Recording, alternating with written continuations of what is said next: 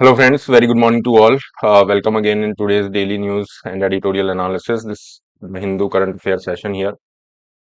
तो शुरुआत करते हैं आज के क्या टॉपिक्स हैं. एज आई मेंशन कि आपके जो डेली न्यूज एनालिसिस के सेशंस हैं ये आपको रिकॉर्डेड फॉर्मेट में अवेलेबल रहेंगे. तो ताकि आपकी कंसिस्टेंसी ब्रेक ना हो, हमारा करंट अफेयर का जो कवरेज है इंपॉर्टेंट टॉपिक्स का वो ना छूटे. So let's begin the class with this polity related current affairs. आप देखेंगे आज फ्रंट पेज पे हिंदू ने न्यूज छापी हुई है. इंडिया ब्लॉक कॉल्स फॉर धनकर सॉफ्टर एज राज्यसभा चेयरमैन. जैसा आप सभी को पता है, राज्यसभा के चेयरमैन हैं जगदीप धड़कन सर. और धनकर सर को हटाने के लिए एक नो कॉन्फिडेंस जो है एक तरह का इन्होंने मोशन यहाँ पे लेके आए हैं. फाइन. तो किस तरह से जो है राज्यसभा के चेयरमैन को हटाया जा सकता है, क्या कॉन्स्टिट्यूशनल जो है प्रोविजंस हैं, ये सारी चीजें यहाँ पे समझ लेते हैं. राज्यसभा के चेयरमैन को हटाने के लिए किस तरह की मेजोरिटी चाहिए. ठीक है, क्या केवल राज्यसभा से ही वहां पे उसको मोशन को पास होना जरूरी है, जो रिजोल्यूशन होगा इनके रिमूवल का, क्या उसको पास होना केवल राज्यसभा से जरूरी है, लोकसभा से भी पास होना जरूरी है. ये सारी चीजें थोड़ा सा देख लेते हैं. देखो, आर्टिकल 64 है, इसके अंदर मेंशन किया हुआ है कि जो वाइस प्रेसिडेंट है ये एक्स ऑफिशियो चेयरमैन भी होंगे काउंसिल ऑफ स्टेट, मतलब राज्यसभा के.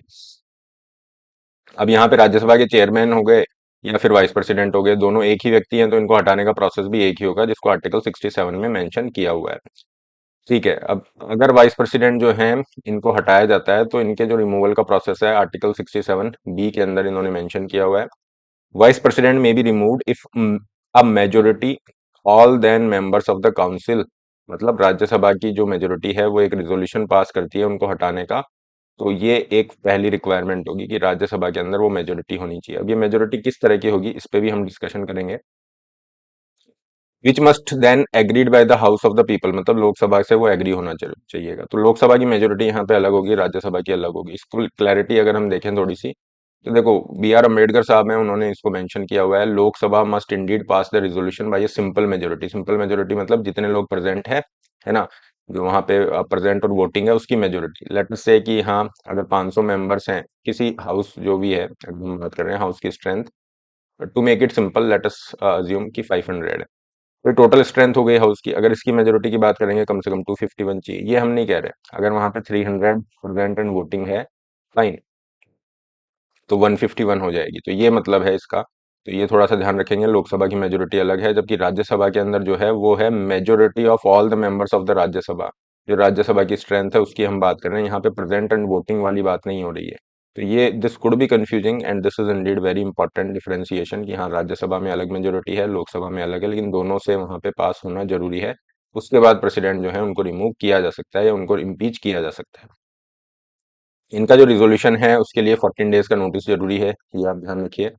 एक बार वो नोटिस जाता है तो फिर इसके आगे ओके, जब भी कार्यवाही होती है तो उस नोटिस को लिया जाएगा और आगे होगा. वैसे ये देखें तो मतलब एक तरह का सिंबॉलिक जेस्चर ही है, ऐसा नहीं है कि इनको हटा दिया जाएगा. As far as the Rajya Sabha का जो भी स्ट्रेंथ हम देखते हैं पार्टी वाइज. इसके अलावा आप देखोगे कि एक और इसमें रीजन ये भी है कि दिसंबर 20 को कंक्लूड हो जाएगा, यहाँ पे सेशन ऑफ पार्लियामेंट दिसंबर 20 को कंक्लूड हो जाएगा. फिर जो नेक्स्ट सेशन होता है उसमें क्या ये पुराना रिजोल्यूशन चलेगा नहीं चलेगा इसका कोई पता नहीं है, क्योंकि ऐसा अभी तक कोई प्रेसिडेंट है नहीं. तो ये कुछ चीजें हैं जो आपको थोड़ी सी ध्यान रखनी है. नेक्स्ट हम मूव करते हैं. देखो, इसमें थोड़ा ये भी ध्यान रखना है कि प्रेसिडेंट को हटाने का क्या वो है. प्रेसिडेंट के रिमूवल के लिए थोड़ा सा प्रोसेस अलग है, स्टैटिक पोर्शन में भी आप पढ़ते हैं, इसको अच्छे से पढ़ लेना. आर्टिकल 61 के अंदर चीजें लिखी हुई हैं प्रेसिडेंट को हटाने के लिए. Majority of not less than 2/3 of the total membership of that of the house. मान लो राज्यसभा के अंदर अगर वो रिजोल्यूशन लाया गया है तो वहां पे जो भी टोटल मेंबरशिप है उसकी वो 2/3 मेंबरशिप वहां जरूरी है. अगर लोकसभा में है तो वहां पे 2/3 टोटल मेंबरशिप का है. टोटल मेंबरशिप का है, ये ध्यान रखना, क्योंकि प्रेजेंट एंड वोटिंग की बात नहीं हो रही है. फिर क्या होगा, मान लो अगर राज्यसभा के अंदर ये क्लियर किया गया प्रेसिडेंट इम्पीचमेंट का, तो फिर लोकसभा के अंदर जाएगा, वो उसको इन्वेस्टिगेट करेंगे, प्रोसेस आगे बढ़ेगा. और फिर लोकसभा के अंदर अगर वो हाउस जो इन्वेस्टिगेट कर रहा है लोकसभा है, या फिर अगर वो हाउस राज्यसभा है जहां पे इन्वेस्टिगेट हो रहा है प्रेसिडेंट पे जो चार्जेस लगे हैं, उस हाउस के अंदर जिसमें इन्वेस्टिगेशन हुआ है वहां पे भी रिजोल्यूशन पास होगा, and that resolution should be passed by A majority of not less than 2/3 of the total membership of the house. ये आपको ध्यान रखना है. तो आगे चलते हैं. जैसा आप सभी को पता है, प्रीलिम्स क्रैश कोर्स 16 दिसंबर से स्टार्ट हो रहा है, तो अपनी प्रीलिम्स की प्रिपरेशन को आप स्ट्रांग कर सकते हैं. जल्दी करंट अफेयर का क्रैश कोर्स भी आने वाला है। Will soon make the announcements regarding this. कोई क्वेरी होती है यहाँ पे आप रीच आउट कर सकते हो। देखो अभी मेंस का रिजल्ट आया और काफी सारे बच्चे जो एक्सपेक्ट कर रहे थे कि नहीं एटलीस्ट हमारे को इंटरव्यू कॉल आएगा, नहीं हो पाया। सो डोंट वरी, ठीक है थोड़ा सा डिफिकल्ट तो रहेगा, लेकिन you will have to again पूरा आपको रीस्ट्रेटेजाइज करना होगा, देखनी होंगी चीजें कहाँ पे क्या रहा है, ऑप्शनल को लेके क्या स्थिति रही है। क्योंकि कुछ बच्चों का ये था कि सर ऑप्शनल मतलब सोच हो गया है और ऐसे पे हमें पता नहीं है, बट स्टिल दे आर उन्होंने मैनेज कर लिया कि at least they are getting this interview call. तो उसमें कोई हार मानने वाली बात नहीं है, because this is the nature of the process. Okay, इसी तरह का है। काफी सारे बच्चे होते हैं जिनको प्रीलिम्स बिल्कुल नजदीक आ जाता है, एक हफ्ते बाद प्रीलिम्स है, इंटरव्यू का रिजल्ट आ रहा है, नहीं हो पा रहा है, तो वो लोग भी कर रहे हैं। So this is the part of the process, you will have to go through this, ठीक है। आगे हम मूव करेंगे code of the conduct of the जजेस। इसकी बात हो रही है, मतलब जुडिशियल इथिक्स की बात हो रही है। क्यों जुडिशियल इथिक्स की यहाँ पे चर्चा हो रही है? The reason is very simple. आप देखेंगे कि इलाहाबाद हाई कोर्ट के एक जज हैं, उन्होंने एक इवेंट में पार्टिसिपेट किया और मुस्लिम्स के अगेंस्ट में कुछ बहुत ही कंट्रोवर्शियल कमेंट्स यहाँ पे किए हैं। हालांकि सुप्रीम कोर्ट ने एक संज्ञान ले लिया है इसका, ओके, और सुप्रीम कोर्ट कह रहा है कि किस बारे में क्या कमेंट किए हैं हम इसको देखते हैं। लेकिन जिस तरीके के जो कमेंट्स किए गए हैं यहाँ पे एक पर्टिकुलर कम्युनिटी के लिए, उसके लिए आप देखेंगे कि जुडिशियल इथिक्स हमारे लिए एक इम्पॉर्टेंट हो जाता है। तो आज जुडिशरी जो हमारे जजेस हैं उनको किस तरह से उनके इथिक्स को लेकर चर्चा है वो थोड़ा अगर समझें, देखने का प्रयास करें।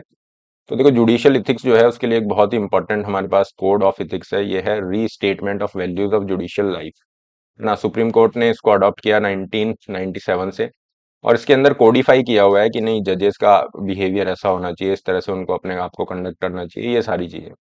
क्योंकि अगर जुडिशरी जो है अपने कंडक्ट के माध्यम से पब्लिक के अंदर, इसको ध्यान रखना, कॉन्फिडेंस नहीं जनरेट करती है, तो फिर it will be very difficult कि वो अभी अपनी अथॉरिटी कहाँ से डिराइव करेगी। क्योंकि आज अगर हम देखते हैं कि जुडिशरी की जो अथॉरिटी है उसके लिए पब्लिक एक्सेप्टेंस, ठीक है, इंटीग्रिटी ऑफ जुडिशरी, जुडिशरी में कॉन्फिडेंस, जो हमारा इंस्टीट्यूशन है उसमें पब्लिक ट्रस्ट, ये एक बहुत इंपॉर्टेंट चीज है। अगर इस तरह के कमेंट्स होंगे तो वो ट्रस्ट कहीं ना कहीं रोड होगा, पूरे इंस्टीट्यूशन की इमेज डैमेज होती है, और पब्लिक कॉन्फिडेंस अगर नीचे जाएगा तो इंस्टीट्यूशन कॉम्प्रोमाइज होगा, और फिर आगे उसी तरह से चीजें होंगी। तो इसलिए इस चीज को, इशू को डील करने के लिए restatement of values of judicial life लाया गया। इसके अंदर कुछ चीजें मेंशन है जो आपको ध्यान रखनी है। The first is the behaviour of a जज must reaffirm the people's faith in impartiality of judiciary. Impartiality मतलब आप किसी से कोई भेदभाव नहीं करोगे, okay, you should be acting on the merit of the case, on the facts of the case, irrespective of your ideology, XYZ things, fine, identities, ethnicity, whatever it is. Second यहाँ पे देखें, जज must all the times be conscious that he is under the public gauge. तो उस हिसाब से उसको अपने बिहेवियर को जो है करना चाहिए, चाहे वो प्रोफेशनल या पर्सनल लाइफ के अंदर हो। आप कहोगे सर पर्सनल लाइफ में उनकी भी फ्रीडम ऑफ एक्सप्रेशन है, लेकिन अगर हम देखते हैं सिविल सर्वेंट या कोई भी इस तरह से पब्लिक फंक्शनरीज हैं, तो उनकी जो फ्रीडम है इन वट एवर कॉन्टेक्स्ट, उस पर कुछ रिस्ट्रिक्शन होते हैं, okay, in the context of larger public interest. उसको भी आपको ध्यान रखना है, जब आप इथिक्स पढ़ेंगे you will get to know all these things. यहाँ पे इथिकल कॉन्टेक्स्ट में एक और हमारे पास डॉक्यूमेंट आता है, the Bangalore principles of judicial conduct. यहाँ पे आप देखेंगे तो इसने भी मेंशन किया हुआ है, इसने कहा हुआ है कि जजेस जो हैं उनका चाहे कंडक्ट कोर्ट के अंदर हो कोर्ट के बाहर हो, कैसा होना चाहिए, maintain and enhances the confidence of the public, the legal profession and litigants in the impartiality of the judge and the judiciary. They must be conducting themselves in such a manner as to preserve the dignity of the judicial office and impartiality and independence of the judiciary. तो कहीं ना कहीं अभी जो Allahabad high court के जो जज हैं उनके जो स्टेटमेंट्स हैं वो इन चीजों पे खरे नहीं उतर पा रहे हैं, क्योंकि जिस तरह से कमेंट उन्होंने किए हैं, और इसी को लेकर कंट्रोवर्सी यहाँ पे हुई है, और सुप्रीम कोर्ट ने इस चीज का पूरा संज्ञान लिया है कि किस संदर्भ में क्या वो बात कर रहे हैं। उसके बाद इस पे चीजें आगे चलेगी। तो अगर इस तरह से कोड ऑफ कंडक्ट का या कोड ऑफ इथिकल कोड की ही हम बात करें, not this code of conduct, उसका अगर वायलेशन होता है तो क्या यहाँ पे हो सकता है, क्या इम्पीचमेंट हो सकता है, नहीं हो सकता? तो देखो जो जज होते हैं उसको इम्पीच करने के लिए, चाहे वो सुप्रीम कोर्ट या हाई कोर्ट के जजेस हैं, they can be removed by an order of the president. President के ऑर्डर से उनको हटा सकते हैं after the proved grounds of misbehaviour and incapacity. इसके लिए पूरी इन्वेस्टिगेशन और वो सारी चलती है, सीजीआई के पास जाएंगे, बहुत लंबा चौड़ा सा प्रोसेस है, उस प्रोसीजरल डिटेल में आपको नहीं जाना है। हालांकि थोड़ी सी चीजें ये ध्यान रखनी है कि जो रिमूवल होगा जज का, they must be this must be supported by A special majority of total membership of the house, ठीक है। तो ये आपको ध्यान रखना है, और इसके अंदर 2/3 of the member of the house present and voting, okay. तो इसमें प्रेजेंट एंड वोटिंग वाला ये कंपोनेंट है, थोड़ा सा टेक्निकल है प्रीलिम्स एस्पेक्ट के अंदर, है ना। तो ये आप देख लेना। एक्सेप्ट ऑन द रिमूवल, कोई भी जो जज है उनका जो कंडक्ट है वो डिस्कस नहीं होगा, एक्सेप्ट कि अगर उन पे इम्पीचमेंट का मोशन चल रहा है ना। अगर मोशन चल रहा है तो ही कंडक्ट डिस्कस होगा, नहीं तो नहीं होगा।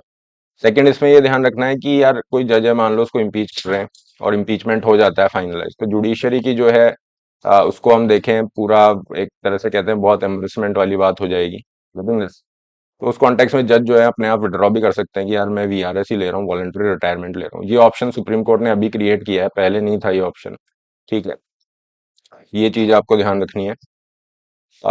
इंडियन इकोनॉमी के टॉपिक्स को लेते हैं, जो बच्चे चैनल को पहली बार देख रहे हैं, है ना, and if you are getting the benefits here regarding your preparation, please do subscribe to the channel. Indian economy पे आ जाते हैं।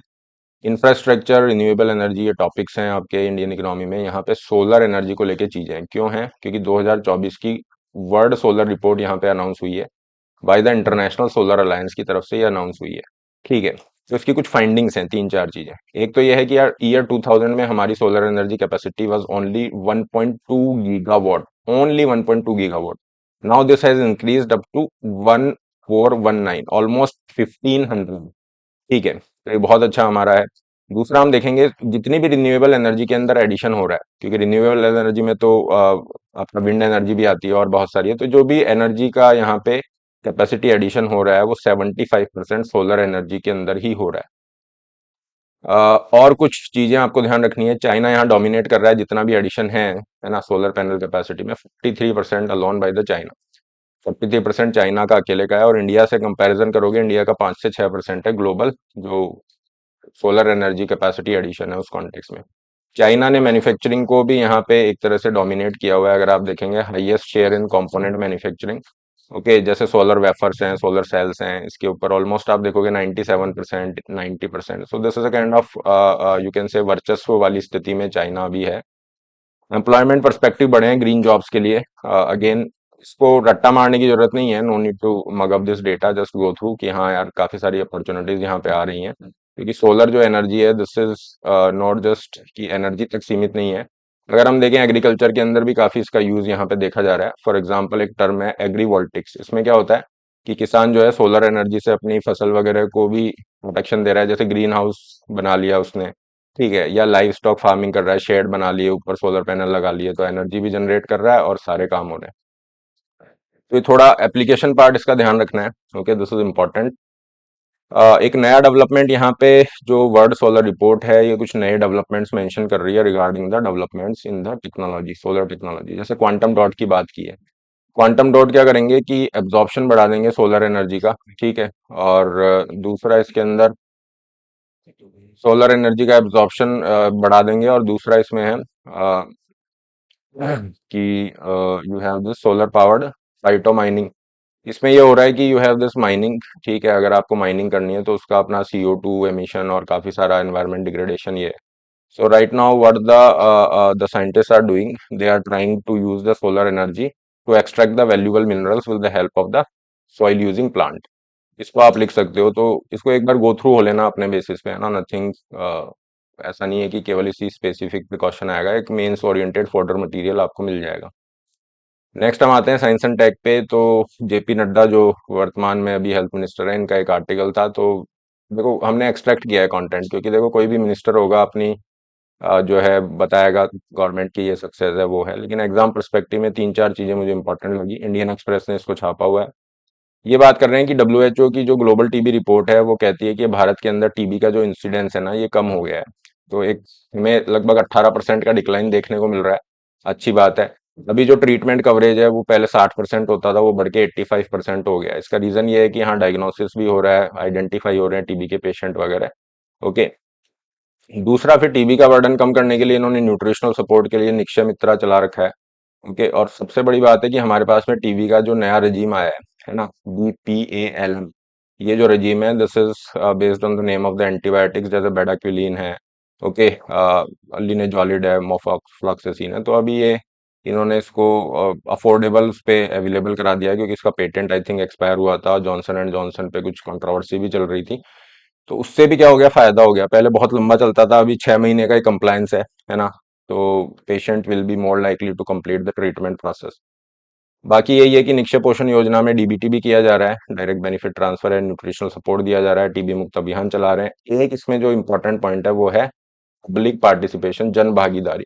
तो जन भागीदारी को आप मेंशन कर सकते हो, जिसपे इनका पूरा आर्टिकल का फोकस है। अगर मैं कहूँ 80% जन भागीदारी पे इन्होंने फोकस किया है। So the minister was trying to mention कि यार हम तो कोशिश कर ही रहे हैं, लोग भी यहाँ पे पार्टिसिपेट करें, थोड़ी अवेयरनेस हो। ठीक है, कम्युनिटी मोबिलाइजेशन और ये सारी चीजें। तो ये पॉइंट्स आपको ध्यान रखने हैं। कंक्लूड करते हैं सेशन को। ये थोड़ा सा एक आंसर राइटिंग के लिए आपका क्वेश्चन है, try to write the answer. Answer writing जरूरी है, जैसा आप सभी को पता है कि अगर आपको एग्जाम क्लियर करना है तो प्रीलिम्स तो केवल क्वालिफाइंग नेचर का है, you need to perform in the mains examination. ये क्वेश्चन है, try to answer this question. Question का जो कंटेंट है वो shoreias.in वेबसाइट पे हम अपडेट करते हैं, या जो ऐप है श्योर का, उसको आप आंसर राइटिंग वाले सेगमेंट में जाके ले सकते हैं। सेशन का पीडीएफ करंट अफेयर वाले सेगमेंट में जाके ले सकते हो। पीडीएफ फ्रीली अवेलेबल है कोर्सेज में, आप जाके अपनी प्रिपरेशन के रिगार्डिंग कोर्सेज भी ले सकते हैं। किसी तरह की क्वेरी होती है इस नंबर पे आप रीच आउट कर सकते हो। Have a great day guys. Telegram channel को ज्वाइन करके रखिए to get all the updates regarding the classes. Have a great day, be blessed.